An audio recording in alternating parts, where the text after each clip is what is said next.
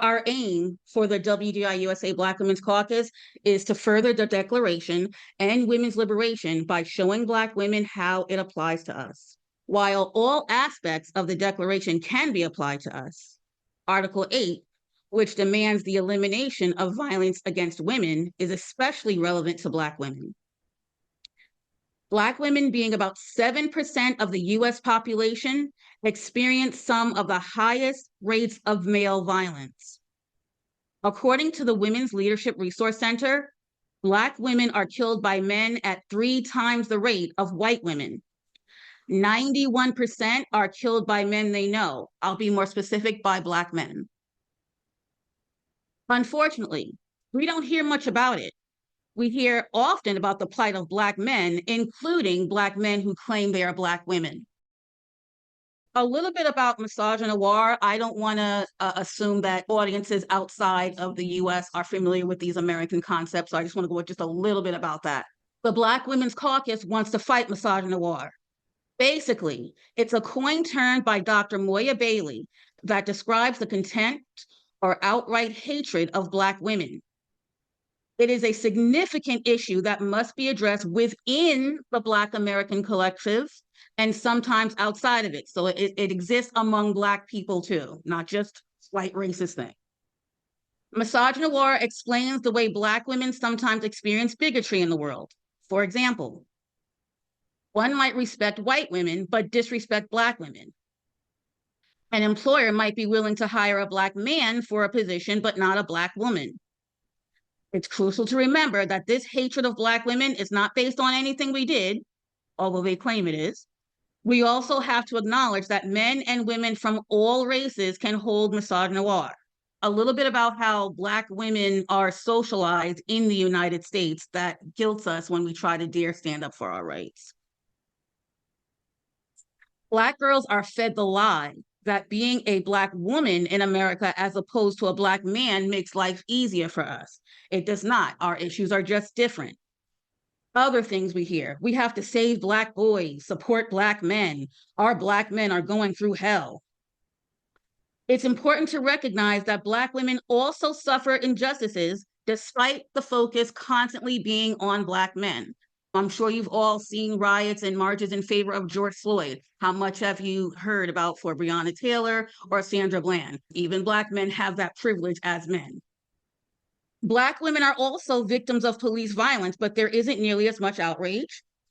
Black women have, unfortunately, allowed themselves to be the face of anti-police sentiment. Black Lives Matter, whatever we feel about Black Lives Matter, it was started by Black women. When I think of the Black women who were killed or beaten by police, I notice we don't have to do as much to get that wrath. If you were to watch videos of the events that led to Sandra Bland ending up in jail, the cop was upset that she didn't respond as nicely as he felt she should have. He didn't give her a high-paying ticket, so when she did not, I guess, smile or whatever, that's when he really got mad and the whole thing started. Even the Black church can be a source of misogynoir for Black women. At the last convention for Women's Declaration International, I talked about my home church, and it was basically taught that we had to straighten our natural hair because our natural African-based texture hair was unacceptable before God. I kid you not, that was a teaching. A good Christian girl is supposed to straighten her hair. I guess it never clicked with them that the hair God gave us was unacceptable. Think about that. Whether one believes in God or not, you can't help but notice that lack of logic. Some Black church leaders hold misogynoir in the palm of their hand, but at the same time will guilt Black women into sowing seeds as giving money. Gender ideologues won't even leave misogynoir alone. Notice, you see trans misogynoir. It's almost like they have to co-opt everything. We barely hear about misogynoir or give as much attention to what's happening to Black women. But then we have major publications in the United States talking about, oh, trans misogynoir. You often hear about suicide and bullying among those who consider themselves to be the opposite sex. Now, I want to make something clear. Bullying is always wrong, no matter who is the victim. Suicide is always tragic.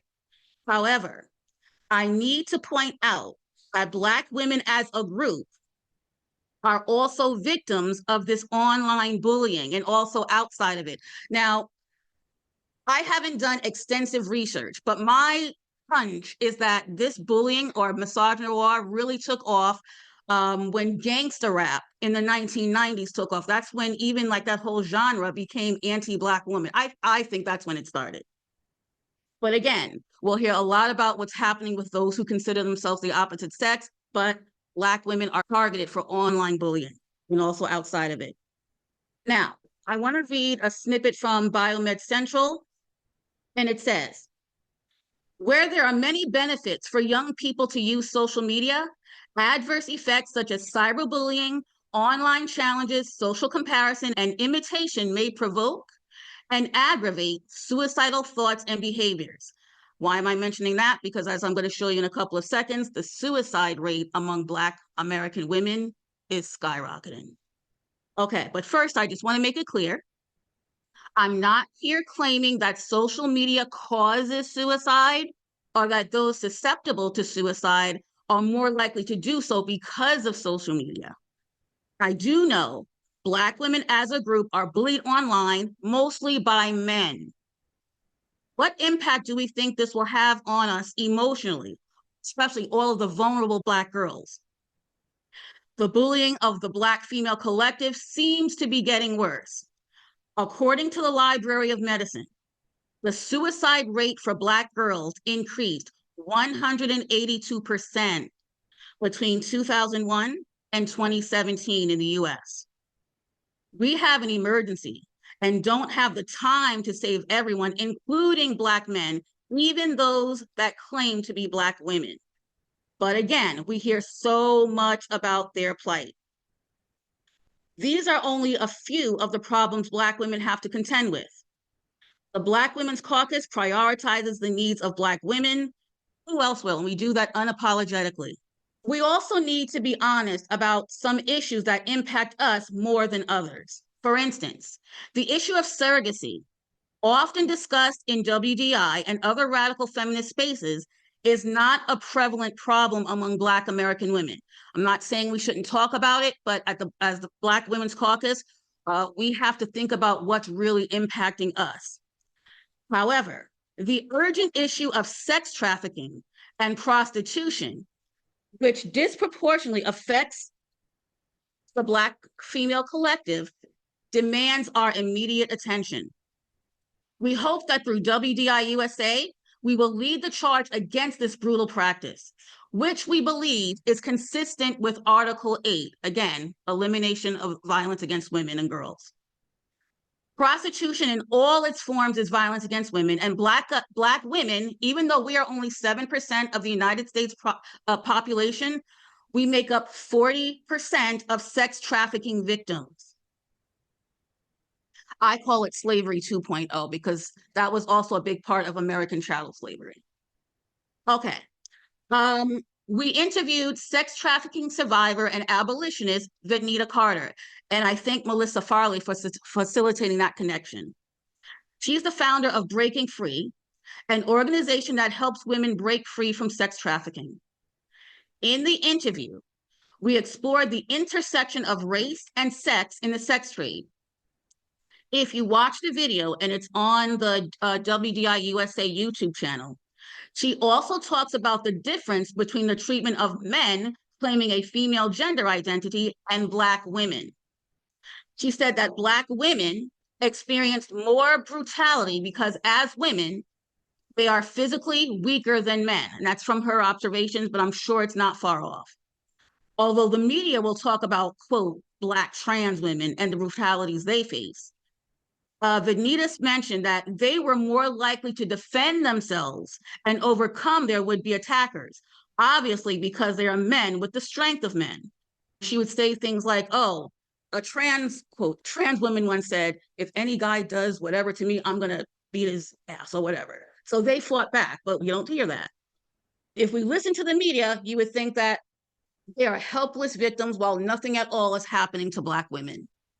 Asia Lyons. Aja Lines, excuse me. I'm sure that many of you may have seen the video from Let Women Speak of her speaking in Tulsa, Oklahoma. We also interviewed her. She's a writer and historian, and she spoke about how proponents of gender identity ideology distort Black history for their own selfish gains. We decided to interview her to provide viewers with a counter to the false narrative that the Black experience is any way comparable to claiming you are the opposite sex. One of the ways it's done is by confusing femininity, which we know is harmful, with womanhood.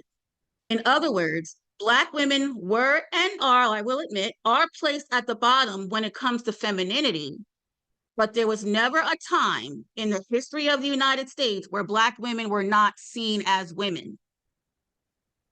Whether it's forced breeding during slavery or the rules of engagement for Black women versus Black men during Jim Crow or policing today, everybody knew that Black women were women. This particular interview was actually featured on Feminist Question Time, but I just wanted to point one thing out that I wasn't able to then.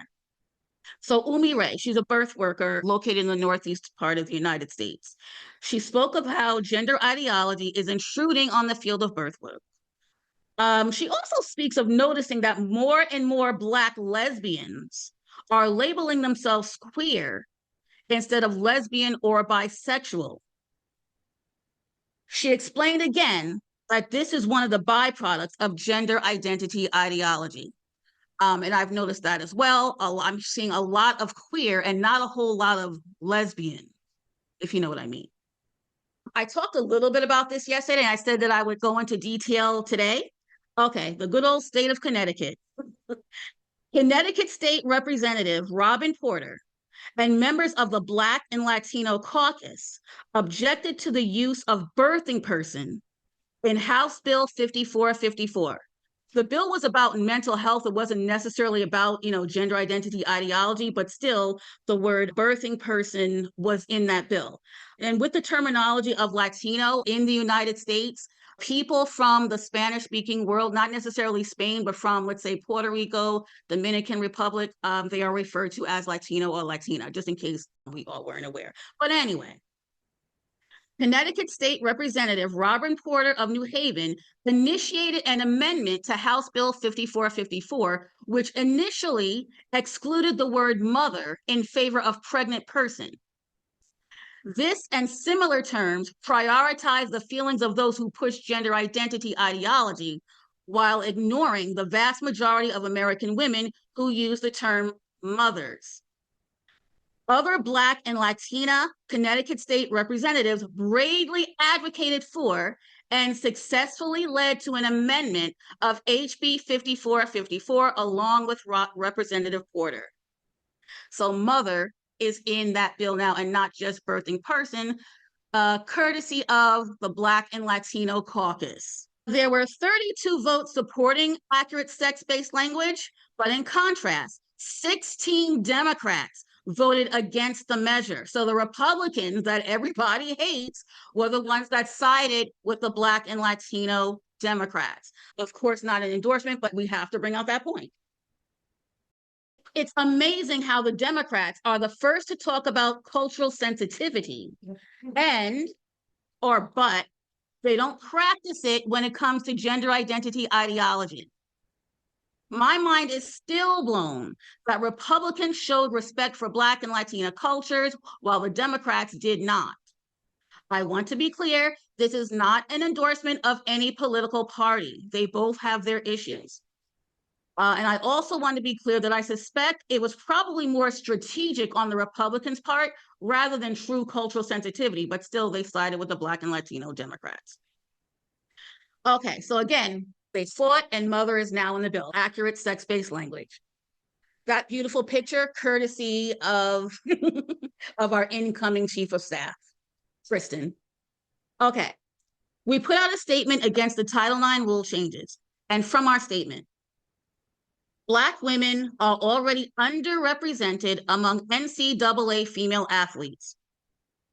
The inclusion of men in female scholarship pools further threatens opportunities for Black women and girls to use sports as a tool for educational and social advancement. Any reduction in access to scholarships can have a disproportionate and lasting impact on Black women's ability to pursue higher education and subsequent career opportunities. More Black women need to get out there and talk about this, because we know that we will be casualties, probably the first casualties in the end. Thank you very much.